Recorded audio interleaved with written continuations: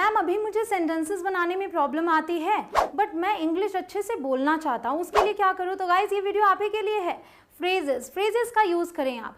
अगर अभी आप अच्छे से सेंटेंसेस नहीं बना पाते या फिर अभी आप सीख रहे हैं फिर भी आप चाहते हैं कि सामने वाले पर इंप्रेशन बहुत अच्छा पड़े, तो फ्रेजेस का यूज़ करें। फ्रेजेस, इडियम्स, एक्सप्रेशंस, ये सब कमाल का काम करेंगे आपके लिए। तो आज की इस वीडियो में मैं आपको 10 ऐसे फ्रेजेस दूंगी जो कि आप बहुत ही आराम से यूज़ करेंगे, क्योंकि इन्हें आपको किसी सेंटेंस के अंदर नहीं डालना है, इन्हें आपको एज इट इज़ यूज़ कर लेना है बाय इटसेल्फ। मतलब जैसे हैं ऐसे ऐसे आपको बोल देना है। स्थिति क्या होगी वो मैं आपको बता दूंगी कि अगर ऐसी स्थिति आए तो आप इसका यूज़ कर लें। जैसे स्पीक ऑफ द डेविल, इसका मतलब होता है शैतान का नाम लो, शैतान हाजिर। तो जब कभी आपको ये बोलना हो तो इतने का यूज़ कर लें, बाकी बातें हिंदी में कर लें। मेरा कहने का ये मतलब है कि अगर आप डे 1 से इंग्लिश बोलना चाहते हैं और आप सोच रहे हैं कि शुरुआत कहाँ से करें, तो फ्रेजेस से शुरुआत कर सकते हैं। सब कुछ अपनी लैंग्वेज में बोलिए बट इन फ्रेजेस को इंग्लिश में बोल लीजिए, इंप्रेशन भी अच्छा पड़ेगा, साथ ही साथ आपकी लैंग्वेज बहुत ही इंप्रेसिव लगेगी और आप धीरे धीरे करके बहुत ही जल्दी फ्लुएंट स्पीकर बन जाएंगे। Hey guys, this is Kanchan. You're watching me on English Connection. Guys, phrases मैंने इतने ही नहीं, मैंने बहुत सारे phrases दिए हैं, सबकी लिंक्स आपको डिस्क्रिप्शन में मिल जाएंगे, उन्हें आप ज़रूर से देख लेना इस वीडियो को देखने के बाद। अगर आपको सेंटेंसेस बनाने में प्रॉब्लम आती हो तो टेंस वाली वीडियो ज़रूर देख लें। 1 घंटे में 12 के 12 टेंसेस बिल्कुल क्लियर हो जाएंगे, 100%, कोई भी डाउट नहीं रह जाएगा। तो गाइज सबसे पहला फ्रेज है आज का हमारा, जो कि मैंने कहा स्पीक ऑफ द डेविल। तो स्पीक या फिर टॉक, आप दोनों में से किसी का भी यूज़ कर सकते हैं। साथ ही साथ अगर इसे पूरा फ्रेज अगर मैं बोलूं, जैसे कि हम कहते हैं कि शैतान का नाम लो और शैतान हाजिर, तो सिर्फ स्पीक ऑफ द डेविल भी आप बोल सकते हैं या फिर साथ में उसमें जोड़ सकते हैं and in he walks. Clear? इसे यूज कैसे करना है? Where is Rohan, hasn't he come yet, Rohan कहाँ है, क्या अभी तक आया नहीं? तो बी कहता है हियर ही कम्स, तब से रोहन सामने से आ जाता है। क्या कहता है वो? ये लो रोहन आ गया। Well talk of the devil and in he walks, शैतान का नाम लो, शैतान हाजिर। तो आप इन सेंटेंसेस को हिंदी में बोल दीजिए। ये लो आ गया स्पीक ऑफ द डेविल, इतने में आपने कर लिया, हिंदी भी बोल ली, इंग्लिश भी बोल लिया और इंप्रेशन भी अच्छा पड़ गया। अब देखिए अगला example, hey everyone sorry I am late, hi everyone माफ करना मुझे देर हो गई। Well speak of the devil, we were just talking about you.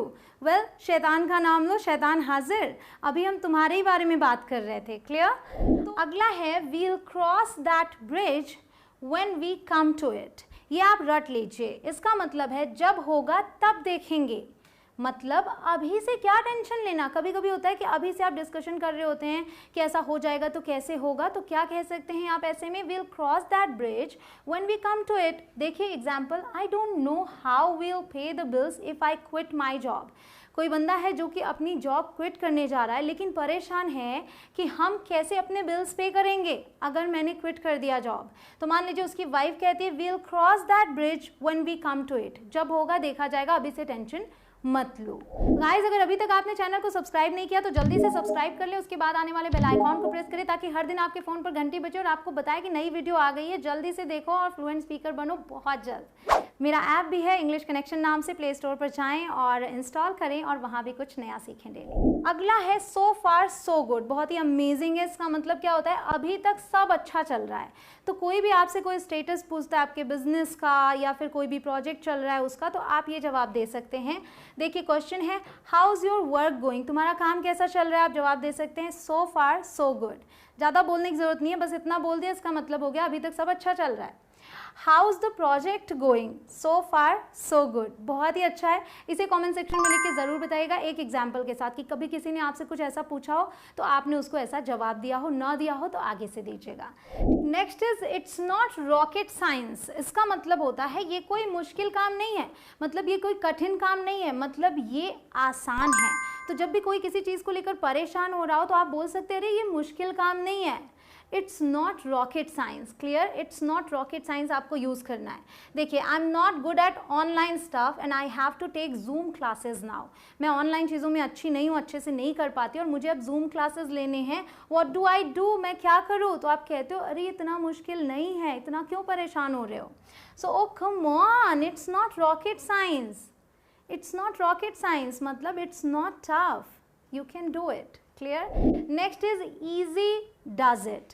ये फ्रेज बहुत अच्छा है। ईजी डज इट का मतलब होता है धीरे करो, ठीक, जैसे स्लो डाउन, या फिर तब भी आप इसे यूज़ करते हैं जब आप कह रहे हैं आराम से, काम डाउन, ठीक है, calm down, there must be an L, calm down मतलब कोई बहुत ज़्यादा गुस्सा कर रहा है तो भी आप इसे यूज़ कर सकते हैं, कोई बहुत ही स्पीड से कोई चीज़ कर रहा है तो भी आप इसे यूज़ कर सकते हैं। दोनों एग्जाम्पल्स है मेरे पास। शुड आई ड्राइव फास्टर, कोई ऑलरेडी फास्ट चला रहा है, कहता है शुड आई ड्राइव फास्टर, क्या मैं और तेज़ चलाऊँ, तो आप कहते हो नो, ईजी डज इट, धीरे करो, ठीक है।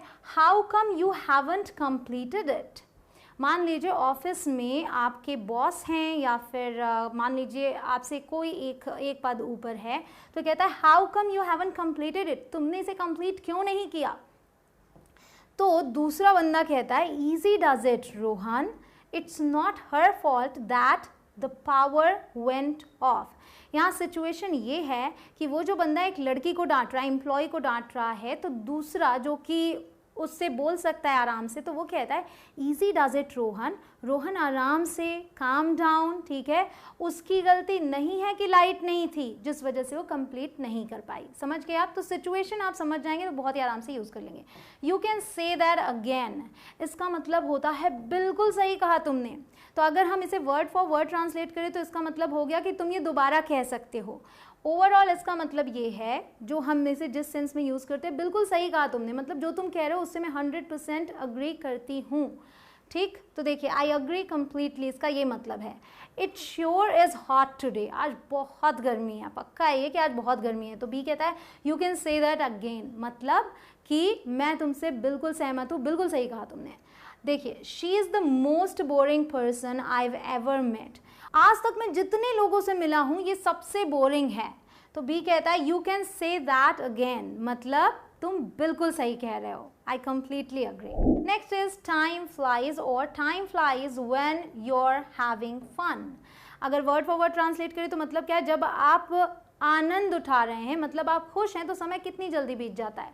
तो ये सेंटेंस तो आप अक्सर ही बोलते होंगे हिंदी में, समय कब बीत जाता है पता ही नहीं चलता। Time flies when you are having fun. Wow it's midnight already, रात हो गई, आधी रात हो गई। I feel like we just got here, ऐसा लगता है हम अभी यहाँ आए हैं। तो बी कहता है time flies when you are having fun, ठीक। तो जब भी समय का ऐसा जिक्र हो कि भाई समय कब बीत गया पता ही नहीं चला, समय कितनी जल्दी बीतता है, तो आप ये सेंटेंस, ये फ्रेज बोल सकते हैं। क्लियर। आगे है नो पेन नो गेन, आपने सुनी रखा होगा, इसका मतलब यही है कुछ पाने के लिए कुछ खोना भी पड़ता है।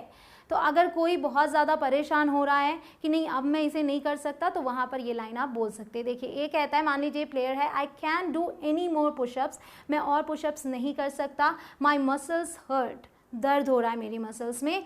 तो बी मान लीजिए कोच है, वो कहता है नो पेन नो गेन, ठीक। तो कुछ पाने के लिए कुछ होना पड़ता है, लगे रहो, कोशिश करते रहो, होगा। आगे है hang in there. Hang in there का मतलब होता है धैर्य रखो, be patient, things will work out. तो जब भी कोई बहुत ही स्ट्रेस्ड आउट है या फिर किसी भी तरीके की परेशानी में है और आप उससे कहना चाहते हैं हैव पेशेंस और बी पेशेंट, तो आप बोल सकते हैं हैंग इन देयर। इम्प्रेसिव लगेगा, राइट। तो आपको मैंने 2 सेंटेंस वो भी दिए, साथ में ये भी आप यूज़ कर सकते हैं। I know you are worried, मुझे पता है कि तुम चिंतित हो, but hang in there that means धैर्य रखो, the doctor will call soon, doctor जल्द ही बुलाएगा। अब देखिए इसमें क्या है कि मान लीजिए पेशेंट है हॉस्पिटल में और अंदर डॉक्टर्स के साथ है वो, आप बाहर हैं, तो आपको कोई समझाते हुए ये बोल सकता है। यहाँ देखिए ये कहता है I will never find a job, बहुत ही परेशान हो गया कि मुझे जॉब कभी नहीं मिलेगी। तो बी कहता है look just hang on in there, I am sure you will get something soon, बहुत जल्दी कुछ मिल जाएगा, मुझे पक्का विश्वास है, बस तुम धैर्य रखो। तो यहाँ देखिए हमने बोला हैंग ऑन इन देयर, तो जब हम हैंग ऑन इन यूज़ कर लेते हैं तो ये थोड़ा सा इनफॉर्मल हो जाता है, ये कह सकते हैं, ठीक। तो ये वाला इनफॉर्मल वे में अगर आप बात कर रहे हैं तो यूज़ करें ऑन के साथ। Next is pull yourself together, इसका मतलब होता है अपने आप को संभालो। जब कोई परेशान हो तो आप ऐसे ही बोलते हैं ना, अपने आप को संभालो, तो वहाँ पर बोलिए पुल योरसेल्फ टुगेदर। देखिए जस्ट पुल योरसेल्फ टुगेदर, अपने आप को संभालो, there is no point crying about it. अब कोई चीज़ हो गई तो हो गई, अब उस पर रोने से कोई फ़ायदा नहीं है, अपने आप को संभालो, पुल योर सेल्फ टुगेदर। यहाँ देखिए, I know you are upset, मैं जानती हूँ, मैं समझ सकती हूँ कि तुम अपसेट हो, but this is the time, यही वो समय है, come on pull yourself together, अपने आप को संभालो। समझ गए आप किसे कैसे यूज़ करना है। तो गाइज इस तरीके से आपके सामने जब भी सिचुएशंस हो, सब कुछ हिंदी में बोल लें, फिर इन्हें आप इंग्लिश में बोल लें और इंप्रेशन जमाएं और खुद कॉन्फिडेंस के साथ बोलें। गाइज वीडियो पसंद आई हो तो जल्दी से इसको शेयर कर दीजिए पहले सभी के साथ। वीडियो पसंद आई हो तो लाइक कर दे। क्या चीज़ आपको नहीं लगी वो कमेंट सेक्शन में लिख के ज़रूर बताइएगा। मिलती हूँ आपसे अगले वीडियो में। जय हिंद।